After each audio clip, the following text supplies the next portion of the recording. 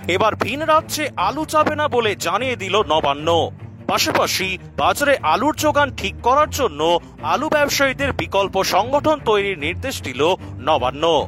পশ্চিমবঙ্গ প্রগতিশীল আলু ব্যবসায়ী সমিতির বিকল্প সংগঠন করতে দায়িত্ব দেওয়া হয়েছে মন্ত্রী বেচারাম মান্না ও প্রদীপ মজুমদারকে। সূত্রের খবর, ভিন রাজ্যে আলু রপ্তানি করতে গিয়ে পুলিশের হাতে ব্যবসায়ীদের হেনস্থার প্রতিবাদে রাজ্য জুড়ে আজও অব্যাহত আলু ব্যবসায়ীদের কর্মবিরতি। আজ ধর্মঘটের দ্বিতীয় দিনে পরিস্থিতি পর্যালোচনা করতে জরুরি বৈঠকে বসে পশ্চিমবঙ্গ প্রগতিশীল আলু ব্যবসায়ী সমিতির রাজ্য নেতৃত্ব।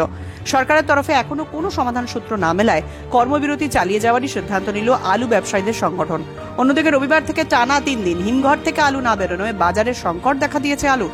ফলে খুচরো বাজারে লাফিয়ে বাড়ছে আলুর দাম। আলু কিনতে গিয়ে রীতিমতো হিমশিম খেতে হচ্ছে সাধারণ ক্রেতাদের। নমস্কার, আপনারা দেখছেন ইন্ডিয়া পোটেটো নিউজ, আর আজ আমরা আপনাদের দেখাবো কর্মবিরতি ও সার্বিক পরিস্থিতি নিয়ে কি বলছেন আলু ব্যবসায়ী সমিতির রাজ্য নেতৃত্ব। প্রিয় দর্শক, আজ প্রান্তিক আলু চাষী ও ব্যবসায়ীদের দেওয়ালে পিঠ ঠেকেছে, তাই বাধ্য হয়ে কর্মবিরতি ডাক দিয়েছে। কিন্তু এক শ্রেণীর মিডিয়া পরে দালাল, মুনাফাখোর, ষড়যন্ত্রকারী বলে গ্রামের গরিব আলু চাষী ও ব্যবসায়ীদের অপমান করছে। দর্শক বন্ধু, একমাত্র আমরাই সবসময় আলু চাষী ও ব্যবসায়ীদের দুঃখ দুর্দশার ছবি তুলে ধরি সমাজের সর্বস্তরে। তাই চ্যানেলে নতুন হলে ইউটিউব চ্যানেলটি সাবস্ক্রাইব করুন ও ফেসবুক পেজটি ফলো করুন, আর ভিডিওটিকে প্রচুর পরিমাণে শেয়ার করে গ্রাম বাংলার সমস্ত মানুষের কাছে পৌঁছে দিতে ভুলবেন না। জগন্নাথবাবু, আজকের বৈঠকে কি সিদ্ধান্ত হলো? আজকের বৈঠকের সিদ্ধান্ত হলো আমাদের কর্মবিরতি কোথায় কেমন কি চলছে, কোনো সুবিধা অসুবিধা হয়েছে কিনা সেগুলো জানা হলো, এবং আমাদের কর্মবিরতি এখন চলবে। সরকার যদি ডাকে তখন আমরা আলোচনায় যাওয়ার সমস্ত রকম রাস্তা খোলা রেখেছি। মানে এখনই তাহলে কর্মবিরতি উঠছে না, মানে প্রত্যাহার করছেন না? না, এখনই প্রত্যাহার হচ্ছে না। গত শনিবার দিন আপনারা ঘোষণা করেছিলেন কর্মবিরতি, তারপর সোমবার সকাল 6টা থেকে কর্মবিরতি চলছে এবং এখনো চলছে। সরকারের তরফ থেকে কি আলোচনার জন্য ডাক পেয়েছেন? কোনো এখনো অবধি ডাক পাইনি, তবে আমরা সমস্ত সরকারি দপ্তরে চিঠি করেছি। এবার ওনারা ডাকলে আমরা আলোচনায় বসতে রাজি আছি। আলোচনার জন্য সমস্ত রকম রাস্তায় খোলা আছে। কলকাতায় তো আলুর হাহাকার, সারা বাংলাতে আলুর সংকট দেখা দিচ্ছে আস্তে আস্তে। দর্শক জানতে চাইছে যে এই কর্মবিরতি বিষয়টা নিয়ে তাহলে আপনাদের কি নেক্সট পদক্ষেপ থাকছে? আপনারা কি আরেকটু অন্যরকম ভাবে আন্দোলন করার চেষ্টা করছেন, না কি করতে চাইছেন? আপাতত আমরা যে স্ট্যান্ডে আছি ওই স্ট্যান্ডেই থাকবো, কর্মবিরতিতেই আমরা আছি। আচ্ছা, গতকালই আলু ব্যবসায়ীদের কর্মবিরতি নিয়ে নবান্নে একটি জরুরি মিটিং হয়। সরকার আপনাদের বাদ দিয়ে স্বনির্ভর গোষ্ঠীর মাধ্যমে আলু বিক্রির সিদ্ধান্ত নিয়েছে। এই বিষয়টা যদি একটু বিস্তারিত বলেন। এতে আমরা খুব খুশি এই কারণে, আজকে আমি কালকেই বোধহয় কাগজে দেখছিলাম যে স্বনির্ভর গোষ্ঠীর মাধ্যমে সরকার আলু বিক্রয়ের ব্যবস্থা করবে। তারা নাকি বাজার থেকে বন্ড কিনে স্টোর থেকে আলু বার করে বাজারে আলু বিক্রয় করবে। এবার তারাও বুঝতে পারবেন যে আলুর ব্যবসায় কত লাভ, কত কি হয়, করকম কোয়ালিটির আলু, 1 নম্বর আলু তৈরি করতে গেলে করকম কোয়ালিটি বেরোয়, সেগুলো তারা উপলব্ধি করতে পারবেন এবং বুঝতে পারবেন যে আলুর ব্যবসায় কত লাভ হয়। টাস্কফোর্সের একজন সদস্য বলছেন আপনারা কর্মবিরতি করলে সরকার হিমঘর থেকে আলু বের করে বিক্রি করবে, এটা কি সম্ভব? কি বলবেন? দেখুন, আমরা যেটা জানি, স্টোরে যে আলু আছে বন্ডের মাধ্যমে সেটা হস্তান্তরযোগ্য, অর্থাৎ নেগোসিয়েবল। তা হস্তান্তরযোগ্য যদি সরকারের হাতে বন্ড থাকে তিনি বার করবেন। এবার আশা করি অন্যের আলু বার করবেন, এটা আমার জানা নেই আইনগত কি দিক আছে। নর্থ টু সাউথ বেঙ্গল কর্মবিরতি চলছে, এমত অবস্থায় আজকে আপনারা যে মিটিং করলেন, মানে কর্মবিরতির প্রতিক্রিয়া হিসেবে কোন কোন জেলার কি প্রতিক্রিয়া পেলেন? মোটামুটি আমাদের পশ্চিমবঙ্গের সব জেলাতেই সাকসেসফুল আছে, একটু ডিস্টার্ব আছে সিঙ্গুরের ওখানটা। এছাড়া আমাদের সিঙ্গুর বলতে মনে বললো, মানে কর্মবিরতি না মানায় মানে সিঙ্গুর আবার মনে হচ্ছে যেন যে খবরের শিরোনামে উঠে আসছে। তো যারা সিঙ্গুরে এখন আলুর কাজ করছেন তাদের বিরুদ্ধে কি আলু ব্যবসায়ী সমিতির কোনো ব্যবস্থা নেওয়া হবে? দেখুন, এখন আন্দোলন চলছে, এখন তারা আলু বার করছে, ভবিষ্যতে হয়তো নিতে হবে, সেটা এখনই প্রকাশ্য নয়। সারা রাজ্যে যখন আলু সরবরাহ বন্ধ তখন মুনাফা লুটছে সিঙ্গুর, এটা অনেকেই বলছেন। গতকাল প্রায় প্যাকেটে 80 থেকে 100 টাকা পর্যন্ত দাম বাড়লো, আজকেও বাড়তে পারে। এই বিষয়টা সমিতি কি চোখে দেখছে? সিঙ্গুরের আলুর দাম বলছি। ওখানে আর কি বলবো, ওখানে তো আমাদের মন্ত্রী মশাই রয়েছেন, আগে আলুর দাম যা ছিল আজকের দিনে দাঁড়িয়ে মিনিমাম 200 টাকা উঁচুতে তারা বেচছেন। এবার সেখানে আমরা আর কি বলবো। আচ্ছা, তো ওভারঅল তাহলে আজকের পর আপনাদের সমিতিগত কি পদক্ষেপ রইলো? সমিতিগত পদক্ষেপ রইল, আমাদের কর্মবিরতি এখন চলবে। সরকার যদি আমাদের আলোচনায় ডাকেন আমরা সবসময় রাজি আছি। আচ্ছা, আর আশিসদা, আলুর এরকম দুঃসময়ে বিভিন্ন সংবাদ মাধ্যম যেভাবে বিষয়টি নিয়ে বিকৃত খবর পরিবেশন করছে, তাদের প্রথমত সাধারণ মানুষের কাছে আপনাদের ভাবমূর্তি মানে কালিমা লিপ্ত করার চেষ্টা হচ্ছে, দ্বিতীয়ত দেখানো হচ্ছে যে হিমঘরে চাষিদের আলু নেই, আপনারা কম দামে আলুটা কিনে সেটা মুনাফা করতে চাইছেন। এই বিষয়টা নিয়ে কি বলবেন, মিডিয়ার ভূমিকা নিয়ে? না, মিডিয়া হয়তো সব মিডিয়া করে না, কোনো মিডিয়া করছে। তাদেরকে বলবো ওনাদের ধারণাই নেই যে হিমঘরে যে আলুটা আছে তার 70% আলুই চাষিদের।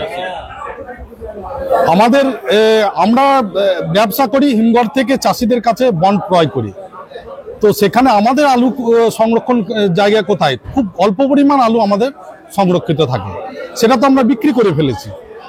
জগবন্ধু বাবু যেটা বললেন যে মোটামুটি যদি সরকারের তরফ থেকে কোনো রকম কোনো মানে প্রতিক্রিয়া না মেলে কর্মবিরতি চলবে, এই বিষয়ে মুর্শিদাবাদ জেলা মানে আপনার জেলা কি ভূমিকা পালন করছে বা কি পরিস্থিতি রয়েছে? সরকারি কোনো চাপ আসেনি? সরকারি চাপ তো আসবেই, সরকারি চাপ তো ইতিমধ্যে আসতে শুরু করেছে। মানে কি রকম? আমরা কর্মবিরতি চালিয়ে যাব যতদিন আমাদের দাবি দাবা সরকার মেনে না নিচ্ছে। আচ্ছা, আর চাষি মহল কি বলছে? আপনার জেলা চাষি মহল আমাদেরকে সহযোগিতা করছে। যারা কোনো সংগঠন করে না, যারা কোনো সমিতির সঙ্গে যুক্ত নয়, খোদ চাষি, চাষি মহল তো সমর্থন করছে। আমার মুর্শিদাবাদে তো আর 1.5 মাস পরে চাষ শুরু হবে, তাদের হাতে যে আলুর বন্ডগুলো আছে তারা বিক্রি করে সার কিনবে, আলুর বীজ কিনবে। আজকে যদি আলুর দাম কমে যায়, বন্ডের দাম কমে যায়, তাদের তো মাথায় হাত, তাদের তো লস হয়ে যাবে, তারা তো আগামী দিনে চাষ করতে পারবে না। আর এইরকম পরিস্থিতিতে সিঙ্গুরে কিন্তু ব্যাপকভাবে আলুর দাম বেড়েছে গতকাল, হয়তো আজকেও দাম বাড়তে পারে যেহেতু সিঙ্গুরে আলুর কাজ হচ্ছে। এই বিষয়টা আপনি কোন চোখে দেখছেন? না, যারা এইভাবে দাম বাড়াচ্ছে তারা অসাধু ব্যবসায়ী, তারা সঠিক কাজ করছে না। এই কর্মবিরতির সুযোগ নিয়ে তারা দামটা বাড়িয়ে দিচ্ছে। তারা যদি আলু বিক্রি করতে যায় সরকার নির্ধারিত দামে বিক্রি করুক। আচ্ছা, আনন্দদা কিছু বলবেন? আপনি প্রতিবাদী ইউনিট মানে সিঙ্গুর নিয়ে বলবেন বলছেন, যদি একটু বলেন। না, সিঙ্গুর নিয়ে নয়, আমাদের মূলত হচ্ছে আমাদের কর্মবিরতির আমাদের একটাই লক্ষ্য যে আমাদের যেসব কমা আলু ভিন রাজ্যে যাওয়ার জন্য আমাদের এই কর্মবিরতি। যেহেতু সরকার বাহাদুর বিভিন্ন বর্ডারে আলুগুলো আটকাচ্ছে, আমাদের কর্মবিরতির অন্য কোনো অভিসন্ধি নেই। আমাদের শুধু একটাই লক্ষ্য, 1 বস্তা আলু থেকে ভালো কলকাতার ডালার আলু 20 কেজি আলু বেরোয়। বাকি যে আলুগুলো বেরোয় সেগুলো বিহার, ঝাড়খণ্ড, ছত্তিশগড়, উড়িষ্যা এইসব রাজ্যে যায়। আমাদের একটাই অনুরোধ সরকারের কাছে যে আমরা ভালো আলু আমাদের রাজ্যে সরকার নির্ধারিত দামেই আমরা খাওয়াবো, কিন্তু আমাদের এইসব কমা আলুগুলো, এই আলুগুলো আমাদের ভিন রাজ্যে যেতে দিতে হবে। যেটা আলুর জন্মলগ্ন থেকে এই আলুগুলো ওই ভিন রাজ্যে যায়, এছাড়া আমাদের কোনো লক্ষ্য নেই। সরকার আমাদের এই দাবি মেনে নিলেই আমাদের এই কর্মবিরতি আমরা করব, তুলে নেবেন। বলুন। আমাদের মেদিনীপুর জেলা কর্মবিরতি সাকসেস হয়েছে, 72 ঘন্টা আগামীকাল পূরণ হচ্ছে। আমরা ভাববো তার মধ্যে যদি গভর্নমেন্টের কাছে কোনো পজিটিভ খবর আসে তাহলে আমরা চিন্তা ভাবনা করবো। রাজ্যগতভাবে এখন বিকেল 4:30 বাজছে, আজকে তারিখ হচ্ছে 23শে জুলাই, এখনো পর্যন্ত কোনো নোটিশ আসেনি। আপনাদের জেলাগতভাবে কোনো রকম কোনো মিটিং এর জন্য রাখা হয়নি? আমাদের জেলাগত হয়নি, আজকে আমরা ডাইরেক্ট এখানে এসেছি। না, আমি বলতে চাইছি যে প্রশাসনের সঙ্গে জেলাগতভাবে না, জেলাগত কোনো আলোচনা হয়নি না। বা অরুণ দাদের ওখানে হয়েছে নাকি বর্ধমানে? হয়নি তো। অরুণ দা, আমাকে বিষয়টা একটু ক্লিয়ার করে দিন যে 72 ঘন্টা বন্ধ আর অনির্দিষ্টকালের জন্য বন্ধ, এক্স্যাক্টলি কোনটা হচ্ছে? আমাদের বন্ধ অনির্দিষ্টকালের জন্যই বন্ধ আছে আমাদের, কিন্তু আমরা একটা প্রতীকী রেখেছি 72 ঘন্টা। যদি 72 ঘন্টার মধ্যে যদি কোনো কিছু পরিবর্তন হয়, প্রশাসন যদি আমাদের কোনোভাবে এগিয়ে আসে আমাদের সঙ্গে বসার জন্য, তাহলে সেক্ষেত্রে আমরা চিন্তা ভাবনা করতে পারি। ওভারঅল কি বার্তা দেবেন তাহলে দর্শকদের উদ্দেশ্যে? দর্শক বলতে আমাদের ব্যবসায়ীর উদ্দেশ্যে বলবো এটাই, আমাদের কর্মবিরতি চলছে, চলবে। বাকিরা যদি একটু। তাপস বাবু, আমরা একটা সিনেমা দেখেছিলাম ছোটবেলায়, তুল কালাম, সেখানে একটা বন্ধ নিয়ে একটা বিষয় ছিল যে বন্ধ মানে সবকিছু বন্ধ। তো দক্ষিণ বাঁকুড়ায় মানে কর্মবিরতি, বন্ধ নয়, মাফ করবেন, কর্মবিরতি কিরকম পালন হচ্ছে যদি একটু বলেন। আমাদের বাঁকুড়া জেলায় আমাদের যে স্টোর আছে, আমাদের 27টি 27টি শাখা আছে। আমাদের কর্মবিরতি খুব ভালোভাবে হচ্ছে, কোনো অভিযোগ নেই। আমরা ব্যবসায়ীরা সব কর্মবিরতি পালন করছি খুব সুন্দরভাবে। আচ্ছা, জেলাগতভাবে বসার জন্য কোনো নির্দেশ এসেছে প্রশাসনের তরফ থেকে? না, সেভাবে কিছু নির্দেশ আমাদের এখানে নেই আপাতত। আমাদের সেই সমস্যাটা এখনো আমাদের এখানে হয়ে ওঠেনি আর কি। আচ্ছা, কি বার্তা দেবেন, কি বলবেন তাহলে দর্শকদের উদ্দেশ্যে এই কর্মবিরতি প্রসঙ্গে? কর্মবিরতি বিষয়ে আমাদের সবাই যারা ব্যবসায়ী আছেন আপনারা একত্রে থাকুন, কোনো কিছু গুজবে কান দেবেন না। আমাদের সবাই আমরা যে কর্মবিরতি ডেকেছি আমাদের তার মধ্যে সামিল হন, সবাই পাশে আছেন, এই আর কি। এই অনুষ্ঠানে সম্প্রচারিত সমস্ত বক্তব্য বক্তাদের নিজস্ব ব্যক্তিগত মতামত। এই অনুষ্ঠান বাজারের নির্ধারক নয়। অনুগ্রহ করে ব্যবসায়িক পদক্ষেপের পূর্বে নিজের বিচার বুদ্ধি কাজে লাগিয়ে সিদ্ধান্ত নিন। আলু রাখা বাজারগত ঝুঁকি সাপেক্ষ। আলু রাখার পূর্বে ইন্ডিয়া পটেটো অ্যাপ থেকে বিগত বছরের লোডিং আনলোডিং রিপোর্ট ও তার পরিপ্রেক্ষিতে আলুর দামের ওঠানামা দেখে নিন। আলুর সব খবর এখন একটা অ্যাপেই। আলুর প্রাত্যহিক বাজার দর, আলুর সর্বভারতীয় বাজার দর, আলুর সকালের বাজার দর, লোডিং আনলোডিং রিপোর্ট, বিগত 10 বছরের আলুর তথ্য, সারা ভারতবর্ষের 20,000 আলু চাষী ও ব্যবসায়ীদের তথ্য এখন আপনার হাতের মুঠোয়। প্লে স্টোর থেকে আজই ডাউনলোড করুন India potato market rate app. 2012 সাল থেকে প্রতি মুহূর্তে আপনার সঙ্গে।